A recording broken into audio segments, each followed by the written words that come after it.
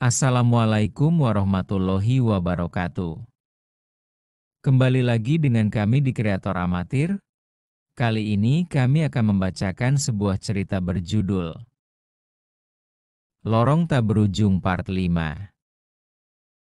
Sebelum ke ceritanya, kami mohon dukungannya kepada teman-teman semua untuk membantu mendukung channel ini dengan cara subscribe, like, komen, dan share ke media sosial teman-teman semua. Tidak berlama-lama lagi, langsung saja ke ceritanya. Kembali ke dalam, kegelapan menelan mereka. Tidak ada cahaya. Tidak ada suara. Hanya kehampaan. Sari membuka matanya, atau mungkin dia tidak pernah menutupnya. Pandangannya buram, tubuhnya terasa ringan, hampir seperti melayang. Di sekelilingnya, tidak ada siapa-siapa. Tidak ada Raka, tidak ada Gita, tidak ada Hasans atau Holil. Dia sendirian, dan di depannya, rumah tua itu berdiri seperti sebelumnya. Utuh. Tidak pernah runtuh. Tidak pernah terbakar.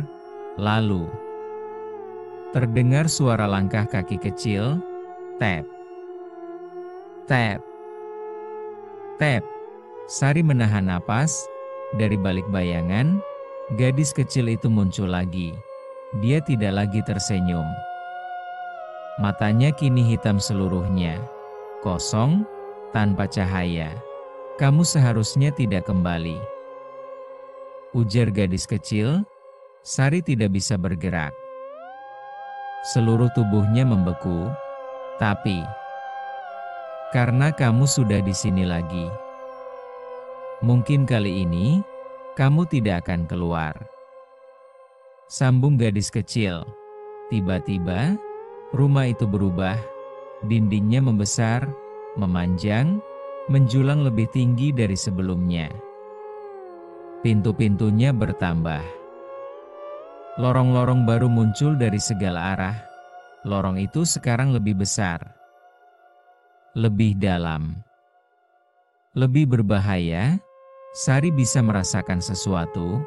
Lorong ini tumbuh, dan mungkin kali ini tidak ada jalan keluar. Sari berdiri kaku di tengah kegelapan, jantungnya berdegup kencang. Gadis kecil itu masih menatapnya, mata hitamnya kosong, penuh sesuatu yang tak bisa dijelaskan. Lorong ini lapar. Dan kamu adalah bagiannya sekarang, ujar gadis kecil, berbisik. Tiba-tiba, lantai di bawah kaki Sari retak, tanahnya hancur seperti kaca, dan dia jatuh ke dalam kegelapan. Di sisi lain, saat Sari sadar, dia tidak lagi berada di depan rumah tua. Sekarang, dia berada di sebuah koridor panjang yang tidak pernah dia lihat sebelumnya.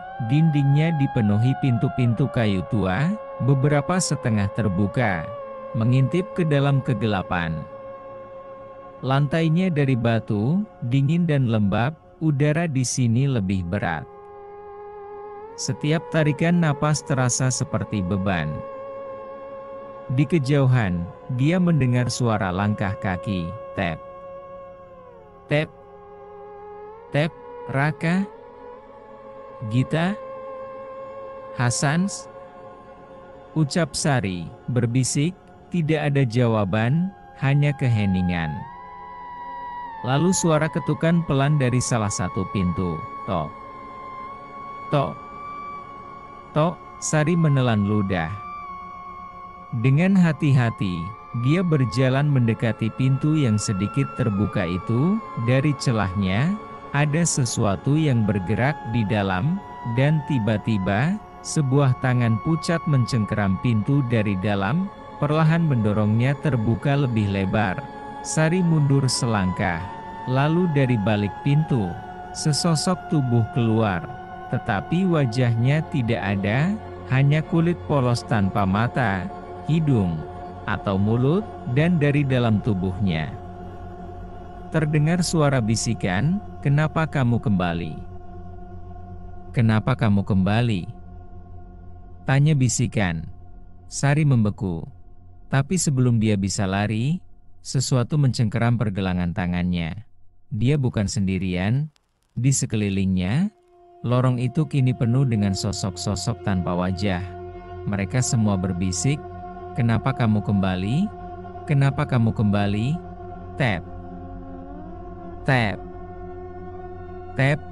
Langkah kaki kecil terdengar lagi. Sari menoleh, dan gadis kecil itu kini berdiri di ujung lorong.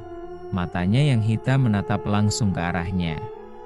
Matanya yang hitam menatap langsung ke arahnya. "Sekarang kamu tahu bahwa ini tidak akan pernah berakhir," ucap gadis kecil, tersenyum, dan tiba-tiba, semua lampu padam. Kegelapan menyelimuti segalanya. Sari tidak bisa melihat apapun, tapi dia bisa merasakan sesuatu bergerak di sekelilingnya. Bisikan-bisikan itu masih ada. "Kenapa kamu kembali? Kamu tidak bisa keluar." Tapi di antara bisikan itu, ada sesuatu yang berbeda. Di suatu tempat, terdengar suara lain. Lebih dalam, lebih tua, hanya ada satu jalan untuk menghancurkan lorong ini. Sari terdiam. "Siapa itu?" tanya Sari. Berbisik, suara itu datang dari kejauhan, samar. Seperti berasal dari dalam lorong yang lebih dalam. Tiba-tiba, di tengah kegelapan, sebuah cahaya redup muncul. Sari melihat ke arahnya, dan menyadari itu bukan cahaya biasa. Itu adalah pintu lain, pintu kayu tua. Tapi berbeda dari yang lain. Ada simbol aneh yang terukir di permukaannya, dan di atasnya, ada sebuah ukiran nama, Hassans. Sari terkejut. "Hassans?"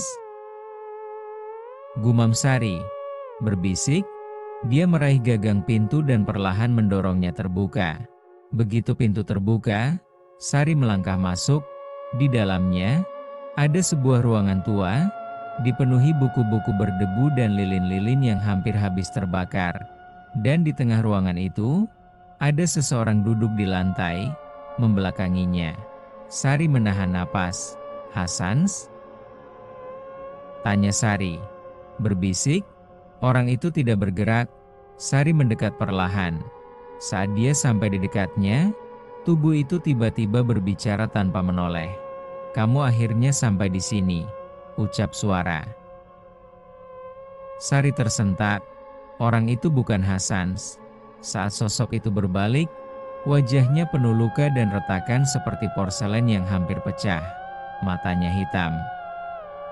Tapi ada sesuatu yang lebih mengerikan. Sari mengenali wajah itu. Itu adalah dirinya sendiri. Lorong ini sudah ada sejak lama. "Dan aku sudah lama menunggumu," ujar Sari. Yang lain tersenyum samar. Sari membeku. "Apa maksudmu?" tanya Sari. "Lorong ini hanya bisa dihancurkan oleh orang yang pernah melewatinya. Tapi setiap orang yang masuk akan selalu terjebak dalam siklusnya. Seperti aku, seperti kamu, seperti mereka semua," ujar Sari. Yang lain, Sari mundur selangkah. "Tidak. Aku bukan bagian dari tempat ini," ujar Sari. Tapi sosok itu tersenyum lebih lebar. "Itulah yang kukatakan dulu," ujar Sari yang lain. Di sisi lain, di sekitar Sari, dinding ruangan mulai retak dan bergetar. Cahaya dari lilin-lilin berkedip liar. Lorong ini tidak ingin dihancurkan. Di tangan Sari yang lain, sesuatu mulai terbentuk, sebuah belati hitam. "Jika kamu ingin menghancurkan lorong ini, hanya ada satu cara. Kamu harus membunuh bagian dirimu yang telah terjebak di dalamnya," ujar Sari. Yang lain berbisik. Sari menatapnya. Hatinya berdebar kencang. Ini bukan hanya soal keluar. Ini tentang mengakhiri semuanya di tangannya sendiri. Tiba-tiba muncul belati yang sama. Sari harus memilih, akankah dia melawan dirinya sendiri untuk menghancurkan lorong ini, atau menyerah dan menjadi bagian dari kegelapan selamanya? Sari mencengkeram belati di tangannya. Darahnya berdesir, pikirannya berkecamuk, dia harus memilih. Di depannya, Sari yang lain masih berdiri diam, menatapnya dengan senyum samar. Matanya hitam pekat, kosong, tapi terasa penuh rahasia. Aku tidak akan menjadi bagian dari lorong ini, ujar Sari. Dia mengangkat belati, bersiap untuk menyerang. Tapi tiba-tiba, lorong bergetar, dindingnya berdenyut, seperti makhluk hidup yang baru saja terluka, dan kemudian, suara itu muncul lagi, bukan suara gadis kecil. Bukan suara bisikan-bisikan, ini suara yang lebih dalam, lebih mengerikan, suara yang berasal dari lorong itu sendiri. Kalian semua adalah milikku, ucap lorong. Angin dingin berhembus kuat, membuat lilin-lilin di sekeliling mereka padam seketika. Dari kegelapan, sesuatu mulai muncul. Sebuah tangan besar, penuh urat hitam dan jari-jari panjang, merayap keluar dari celah dinding yang retak. Kemudian, lebih banyak tangan lain menyusul. Dari lantai, dari langit-langit, dari setiap sudut ruangan, lorong ini tidak ingin dihancurkan. Lorong ini ingin mempertahankan mereka. Sari melangkah mundur, jantungnya hampir melompat keluar dari dadanya. Tapi, Sari yang lain hanya tersenyum. Kau pikir ini hanya tentang kita? Lorong ini lebih besar dari yang kau kira, tanya Sari yang lain. Tiba-tiba, dari balik dinding yang runtuh, muncul dua sosok lain. Sari tersentak. Itu Khalil dan Hasan. Tapi mereka tidak terlihat seperti sebelumnya. Wajah mereka lebih pucat, mata mereka cekung, tubuh mereka seakan diselimuti kabut hitam. Mereka tidak berbicara, mereka hanya menatap Sari dengan tatapan kosong, dan kemudian mereka tersenyum. Sudah waktunya pulang, Sari, kata Khalil Hasan. Sari mundur, rasa takut mencengkeram hatinya. Dia tahu sesuatu sekarang. Mereka bukan Khalil dan Hasan yang dia kenal. Lorong ini telah mengambil mereka lebih dulu. Dan sekarang, lorong menginginkan Sari juga. Tap, tap, tap. Langkah kaki kecil terdengar lagi. Dari kegelapan, gadis kecil itu muncul lagi. Kali ini, dia berdiri di belakang Khalil dan Hasan. Matanya yang hitam berkilat, dan dia tersenyum. Pilihannya sudah berubah, Sari, ucap gadis kecil. Sekarang, tidak hanya tentang menghancurkan lorong ini, tapi tentang siapa yang akan keluar hidup-hidup.